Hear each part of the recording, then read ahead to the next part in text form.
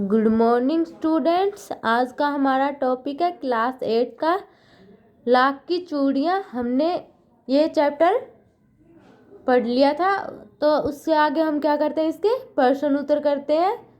तो इसमें क्या है, पहला हमारा प्रश्न है, बचपन में लेखक अपने मामा के गांव चाव से क्यों जाता था और बदलू को बदलू मामा ने कहकर बदलू काका क्यों कहता था।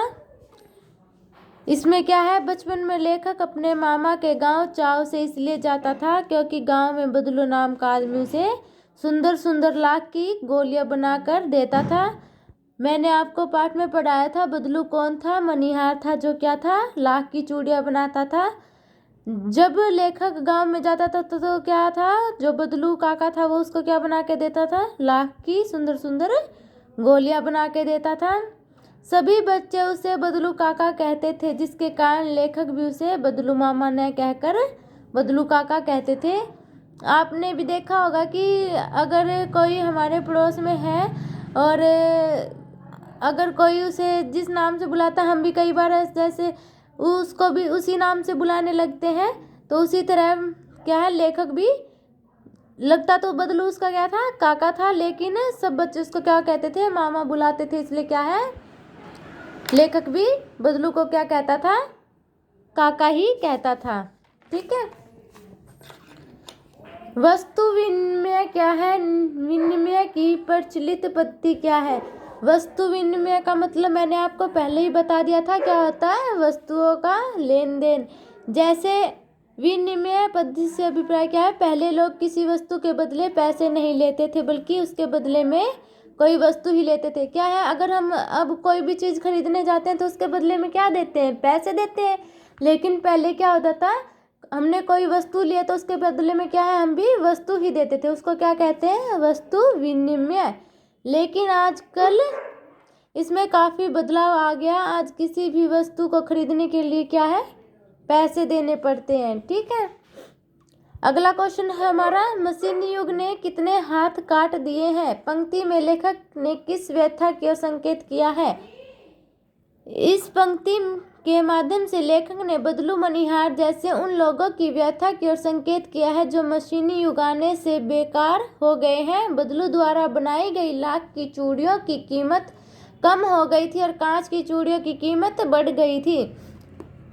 इसमें क्या है, लेखक क्या बताना चाहता है, बदलू के जरिए से जैसे मशीनी युग आ गया, क्या है, अब लोग हाथ की बनी हुई चीज़ें कम पसंद करते हैं, लेकिन जो मशीन से बनी हुई चीज़ें वो क्या बहुत ज़्यादा बिकने लगी है, और मशीन से क्या है, बहुत कम समय में बहुत ज़्यादा चीज़ें बनाई जाने लग गई हैं।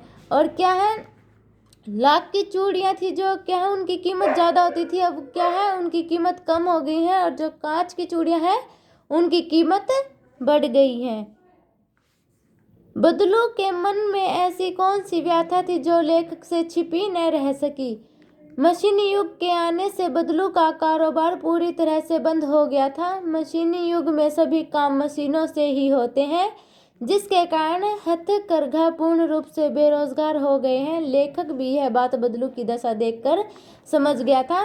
जब लेखक क्या है, बदलू के गांव जाता है तो क्या है, उसको खाट पर लेटा हुआ देख के वो समझ जाता है, फिर वो बात करता तो बताता है कि बेटा मशीनी युग आ गया है, क्या है, जिससे कि उसका जो चूड़ी बनाने का, लाख की चूड़ी बनाने का काम था वो क्या है, वो बंद हो गया है, और जिससे कि वो अब बेरोजगार हो गया है। और तब क्या है, लेखक भी बदलू की यह दशा समझ जाता है। ठीक है। अगला क्वेश्चन है, मशीनी युग से बदलू के जीवन में क्या बदलाव आया। मशीनी युग के आने से बदलू का कारोबार पूर्णतः बंद हो गया। क्या है, अब कांच की चूड़ियां हैं मशीनों से बनने लगी थी, और पहले क्या है, हाथ से क्या है, वो लाख की चूड़ियां बनाता था, जो क्या है, मशीनी युग आने से बंद हो गया है। अब लोग उसके द्वारा बनाई गई लाख की चूड़ियां खरीदने की बजाय क्या है, कांच की चूड़ियां खरीदना पसंद करने लग गए हैं। और जो कांच की चूड़ियां वे देखने में सुंदर दिखाई देती हैं। अब शहरों में ही कांच की चूड़ियां नहीं पहनी जाती, बल्कि इनका प्रचार गांवों में भी हो गया है। अब क्या है, मतलब जो कांच की चूड़ियां हैं अब शहर में नहीं, हर जगह, मतलब गांव वगैरह हर जगह क्या है, कांच की चूड़ियाँ बिकने लगी है।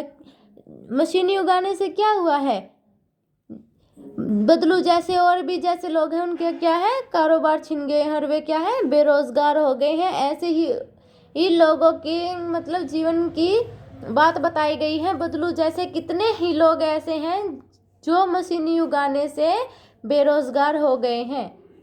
ठीक है।